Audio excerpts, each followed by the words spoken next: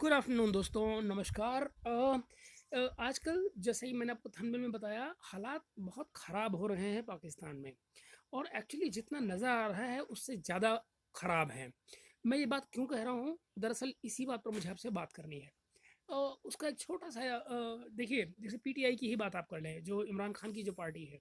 इमरान खान की पार्टी कैसे आई, सत्ता में कैसे आई, पावर में कैसे आई, आप भी जानते हैं, हम भी जानते हैं, सब लोग जानते हैं। जो आदमी इसको बड़ी आसानी से भूल जाता है कि पीटीआई पावर में कैसे आई, वो खुद इमरान खान और उनकी पार्टी है। वो हैं जो अक्सर ये भूल जाते हैं कि वो खुद पावर में कैसे आए थे और किसके बलबूते पर आए थे। और और फिर over the time, over these 4 years, जब वो पावर में थे, चार, साढ़े तीन, पौने 4 साल, उसमें उनको भी ये लगा कि जैसे वो पाकिस्तान की एस्टेब्लिशमेंट ऑब्लिक फौज, पाकिस्तान में ब्यूरोक्रेसी नहीं शामिल होती है एस्टेब्लिशमेंट में, वहाँ पर फौज ही जो है वो एस्टेब्लिशमेंट है। तो पाकिस्तान, उनको ये लगा कि वो पाकिस्तानी फ़ौज से भी ज़्यादा मकबूल हो गए हैं, ज़्यादा ज़्यादा मशहूर हो गए हैं, ज़्यादा बड़ी ताकत बन गए हैं। और वो कुछ भी करेंगे तो उस पर कोई कान नहीं धरा जाएगा, या पब्लिक सपोर्ट उनके साथ रहेगी एंड ऑल दैट। उसमें जो सबसे बड़ा दाग आता है इमरान खान के या उनकी पार्टी के ऊपर, वो 9 मई का लेकर है। 9 मई को जो कुछ हुआ, वो सबसे बड़ा दाग है उनके ऊपर। हसन नियाजी, आपको याद होंगे, हसन नियाजी भांजे इनके, आपको याद होगा कि 9 मई के दिन वो एक पतलून को डंडे में लेकर ऊंचा उठा रहे थे और बता रहे थे कि देखो, ये हैं वो फौजी जो हमारे डिफेंस के लिए है। इनकी कमर का साइज़ कितना है? 50 इंच। तो 50 इंच की कमर लेकर ये भारत के खिलाफ क्या लड़ेंगे। मतलब बेसिकली उनका टोंट इस तरफ को था। वो बता ये रहे थे कि खा पी के मोटे ताजे होकर ये लोग बैठ गए हैं फौजी, और दरअसल इनके बस का कुछ भी नहीं है। ओके, मगर जहाँ मेरा सवाल उठता है वो ये कि क्या ये पीटीआई या इमरान खान खुद को इतना पावरफुल समझ बैठे थे, इतना ताकतवर समझ बैठे थे, कि उन्हें ये लग रहा था कि वो इस किस्म की इंसल्ट्स करेंगे। इससे पहले इमरान खान 50 इंसल्ट कर चुके थे, जानवर, सादे को क्या कहते हैं वो, हर तरह के जो एडजेक्टिव उन्होंने यूज़ किए हैं, वो सब वो कर चुके थे। मगर जो आखिरी जहाँ लिमिट आई, वहाँ पर जहाँ उन्होंने पतलून बिठा दी उनकी, और बता दिया कि साहब इनकी 50 इंच की पतलून है। तो उसका उसका रिजल्ट क्या है कि आज हसन न्याजी जेल में पड़े हुए हैं। बाप टीवी शोज में बैठकर यहाँ वहाँ बड़े बड़े पत्रकारों से सबसे जाकर दरख्वास्तें कर रहा है कि कोई उनको रियायत मिल जाए, और वो रियायत नहीं मिल रही है, न रियायत मिलेगी। इमरान खान को कोई रियायत नहीं मिलने वाली है, ये बात आपको मैं शुरू से कह रहा हूँ। मगर उसके बावजूद अब पाकिस्तानी सोसाइटी में जो चल रहा है, उसमें टकराव आता जा रहा है। और वो टकराव कुछ वैसा है कि जैसे आप मान लीजिए कि कोई बिना सीटी वाला कुकर, बिना सीटी वाला कुकर है, ये कभी भी फट सकता है, कभी भी कुछ भी हो सकता है। हालात क्या है, मैं ये बात क्यों कह रहा हूँ? इस समय सुप्रीम कोर्ट की इंटरफेरेंस के बाद में 8 फरवरी के लिए इलेक्शन अनाउंस हो चुके हैं। आपको याद होगा, मैं आपसे अक्सर कहता रहता हूँ कि 8 फरवरी के इलेक्शन वो नहीं है जिन्हें फ़ौज चाहती हो। फ़ौज नहीं चाहती है कि इस तरह के कोई 8 फरवरी के इलेक्शन अभी हो जाएं। मैंने आपको ये भी कहा था कि जो ये केयर टेकर गवर्नमेंट के लोग हैं, इनको जब लाया गया है तो इनसे कम से कम 20 महीने की बात की गई थी कि कम से कम 20 महीने आपको मिलेंगे, 2 साल के करीब मिलेंगे, इस तरह की बातें इनसे हुई थी।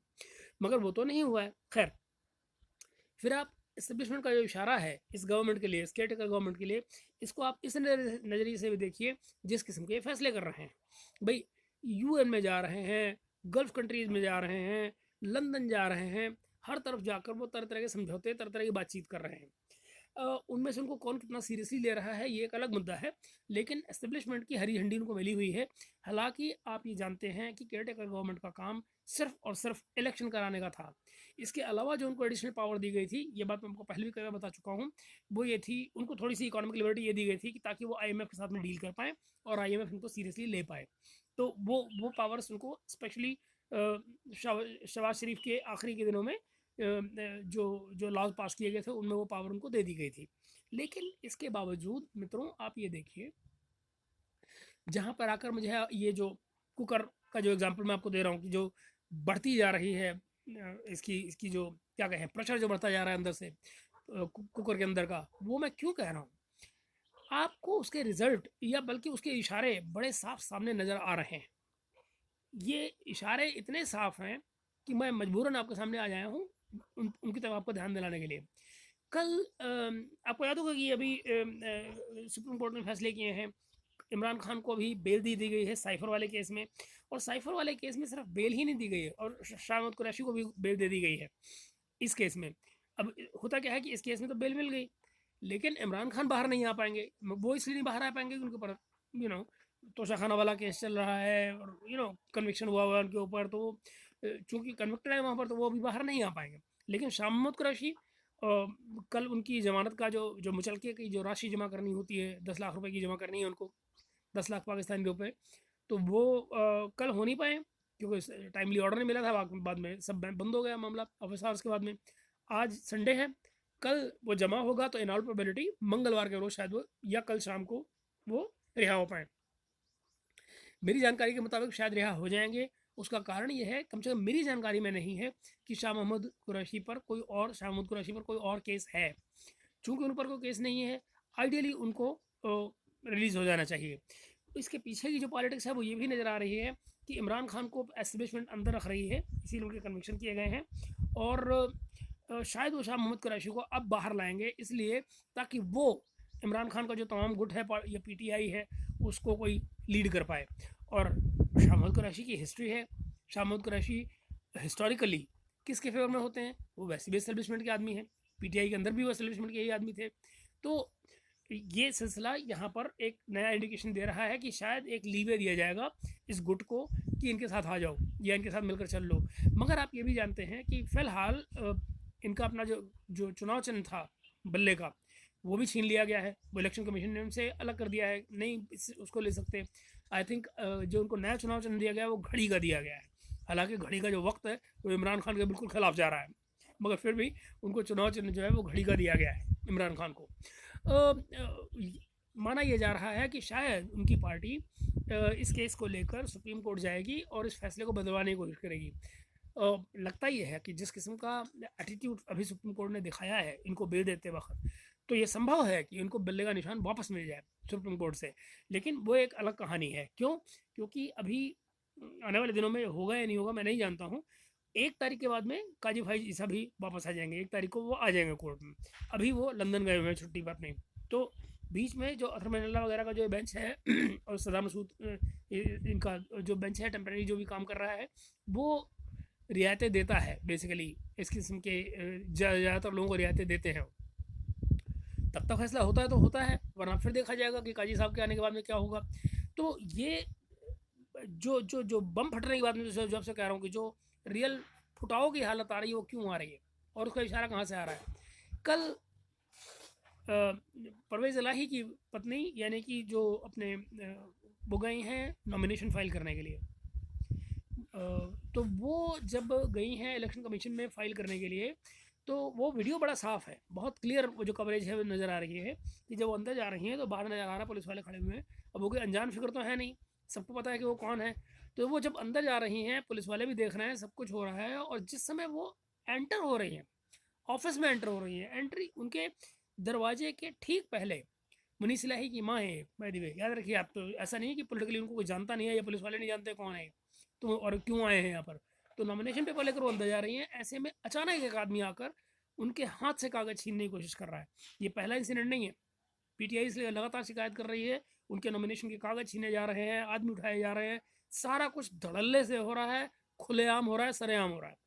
तो इस केस में यहाँ पर उनकी पत्नी के हाथ जो है नॉमिनेशन पेपर उनके हाथ से छीने जा रहे हैं, नहीं छीन पाए। मगर जो इंटरेस्टिंग चीज़ है वो क्या है, पुलिस वाले खड़े हुए हैं, देख रहे हैं, लेकिन उस आदमी को कोई पकड़ नहीं रहा है। अब आपको क्या लगता है, नॉर्मल केस में जब पुलिस वाले देख रहे हैं और उनको ये नज़र आ रहा है कि एक आदमी नॉमिनेशन पेपर छीन रहा है और भाग रहा है, तो क्या पुलिस वाले उसको पकड़ेंगे? नहीं। मगर वो नहीं पकड़ रहे हैं। दैट मीन्स उन्हें मालूम है कि ये आदमी कौन है, कहाँ से आया है, किसने भेजा है, क्या कर रहा है। ये एक बहुत बड़ा इशारा है, ये दिखा रहा है कि पाकिस्तानी फ़ौज किसी भी हद तक जाएगी, किसी भी हद तक जाएगी पीटीआई को इस कॉन्टेस्ट से बाहर करने के लिए, इमरान खान को कोई भी चांस न देने के लिए। ये बात बिल्कुल स्पष्ट हो चुकी है, बिल्कुल साफ हो चुकी है। अब इसमें कोई दुराव छिपाव वाली बात नहीं। और जिस मैं अगर स्पष्ट कहूँ, जिस भोड़ेपन से ये सब कुछ किया जा रहा है, जितना सरेआम बिल्कुल सड़क छाप तरीके से जो कुछ किया जा रहा है इलेक्शन के को रोकने के लिए, पीटीआई को इस इलेक्शन में आने से रोकने के लिए, उससे ये बिल्कुल साफ है कि चीज़ें किसी दूसरे लेवल पे जा रही हैं, ग्रेजुअली बढ़ती जा रही हैं, ये प्रेशर बढ़ता जा रहा है। इसके बाद में आप ये देखिए कि जुडिशरी में क्या हो रहा है। न भूले इसके साथ साथ कहीं एक प्रेशर और भी बन रहा है बलूचिस्तान वाला। आपको याद होगा बलूचिस्तान से वो जो एक मुश्किल से 18 साल का लड़का है जिसको मारा गया था, तो उसकी डेथ के बाद में ये जो तमाम प्रोटेस्टर्स बलूचिस्तान से आए हैं, उनके साथ जिस तरह से इनको हैंडल किया गया है इस्लामाबाद में, और अब उसके बाद में चाहे कोर्ट के ऑर्डर आ गए हैं कि भाई उनको बैठ के प्रोटेस्ट करने दिया जाए, और इस समय वो प्रेस क्लब के बाहर बैठकर वहाँ प्रोटेस्ट कर रहे हैं, लेकिन ये तमाम चीज़ें विद इन पाकिस्तानी सोसाइटी एक बॉइलिंग पॉइंट लेकर आ रही हैं फ़ौज के खिलाफ। फ़ौज के खिलाफ ये कौन कहाँ जाएगा, कहाँ टक्कर मारेगा, क्या निकलेगा, मैं नहीं जानता। उसका कारण क्या है भाई मेरे, ये जो सोसाइटल चेंजेस होते हैं ना, बड़ी छोटी छोटी चीज़ों से ट्रिगर होते हैं। वो आपको याद है वो जो बर्लिन वॉल गिरी थी, तो वो क्या कहानी कहाँ से शुरू हुई थी? एक स्पीच लाइप्जिग के थॉमस क्रूशे में वहाँ हो रही है, वहाँ से एक जुलूस निकलता है, रास्ते से चलता है, वो बढ़ता चला जाता है, और वो आखिर में कर में कहाँ आखिर उसका अंत होता है, कहाँ जाके वो चीज़ें ख़त्म होती हैं। ये बहुत तो ट्रिगर पॉइंट क्या होगा कोई नहीं जानता, मगर इस समय पाकिस्तान में मल्टीपल ट्रिगर पॉइंट्स बनते चले जा रहे हैं, और ये मल्टीपल पॉइंट्स जो ट्रिगर पॉइंट्स बन रहे हैं, ये खतरनाक स्थिति तक जा सकते हैं, ऐसा मेरा मानना है, ऐसा मुझे लगता है। और आज से नहीं लगता है, ये मुझे पिछले कई लगभग लगभग लगभग मान लीजिए कम से कम पिछले 2 साल से तो लग ही रहा है, क्योंकि 2 साल पहले तो मैं इस बारे में लिख भी चुका हूँ। तो मेरा ये सीधा सीधा मानना है कि ये चीज़ें अब बिगड़ रही हैं, और अनलेस कि ड्रास्टिकली इस समय पाकिस्तान में चीज़ों को कंट्रोल करने के लिए अगर कुछ ड्रास्टिकली न किया गया, तो आप ये मान लीजिए कि कुछ ना कुछ भयानक होने वाला है। वो भयानक क्या होगा मैं नहीं जानता, वो भयानक क्या रूप लेगा ये भी मैं नहीं जानता, मगर सब कुछ बहुत पीसफुल नहीं होगा, ये साफ है, ये बिल्कुल साफ है। देखिए, तमाम बातों के बावजूद, इसके बावजूद कि एस्टेब्लिशमेंट नवाज शरीफ की पार्टी के साथ खड़ी है, इसके बावजूद कि नवाज शरीफ को लगभग प्रधानमंत्री अनाउंस किया जा चुका है, इसके बावजूद कि इलेक्शन नहीं हुआ है लेकिन इलेक्शन का रिजल्ट अनाउंस हो चुका है, आप ये देखिए इस पर भी नवाज शरीफ की पार्टी आज भी कॉन्फिडेंट नहीं है। अगर आप ईमानदारी से बात करें, वो आज भी कॉन्फिडेंट नहीं है। आज भी पीटीआई का वर्कर वो बाकायदा एक्टिव है। आज भी अगर उनका जलसा होता है, अगर जब भी अलाउ किया जाता है, पेशावर वगैरह में जो हुए हैं वो, आप वर्कर्स कन्वेंशन जो उनके हुए थे, आप ये देखिए वहाँ पर लोगों की अच्छी खासी जमात आई थी। वेरएज जब इन्होंने वर्कर कन्वेंशन किया था पीएमएलएन ने, और आपको याद होगा उसमें कोई छोटी मोटी चीज़ नहीं, खुद नवाज शरीफ की बेटी मरियम नवाज शरीफ आई थी, उनके खड़े हुए वाइल शी वॉज स्पीकिंग मैदान खाली हो रहा था, लोग उठ के जा रहे थे, मरियम नवाज को सुनने में इंटरेस्टेड नहीं थे। व्हाट डज इट ऑल से? ये बताता है कि पब्लिक का मूड कुछ और है, एस्टेब्लिशमेंट का मूड कुछ और है, बीच में कोई कॉम्प्रहेंशन, कोई कॉम्बिनेशन कुछ बन नहीं रहा है। There is something seriously wrong in there. तो मित्रों, मैं आपसे बताने के लिए सिर्फ यही हाजिर हुआ था कि तैयार रहें कि यहाँ कुछ गड़बड़ होने वाली है। उस गड़बड़ का रूप क्या होगा मैं नहीं जानता, मगर चीज़ें नॉर्मल नहीं है, ये बात मैं आपको बता सकता हूँ। तो आज के लिए इतना ही। मैं इससे ज़्यादा बात इस पर क्या करूँ, क्योंकि बहुत कुछ कहने के लिए है नहीं सिवाय इसके कि आगे मैं कुछ बोलूँगा तो वो बड़ी स्पेकुलेशन जैसी चीज़ें होंगी, वो स्पेकुलेटिव होगा, जो मैं करना नहीं चाह रहा हूँ। मगर मैं ये बताता हूँ कि this whole situation in Pakistan is right now on a boil, और बॉइलिंग पॉट दरअसल क्या करेगा, क्या रिजल्ट निकलेगा, क्या बनेगा, क्या कुक होगा, नहीं जानता। अपनी राय जरूर दीजिएगा नीचे के कमेंट्स में, और आप जानते हैं मैं रिस्पॉन्ड हमेशा करता हूँ। तो kindly go ahead, subscribe the channel and like the video, share it if you like the content, and yes, keep in touch, do comment. Thank you very much, bye bye.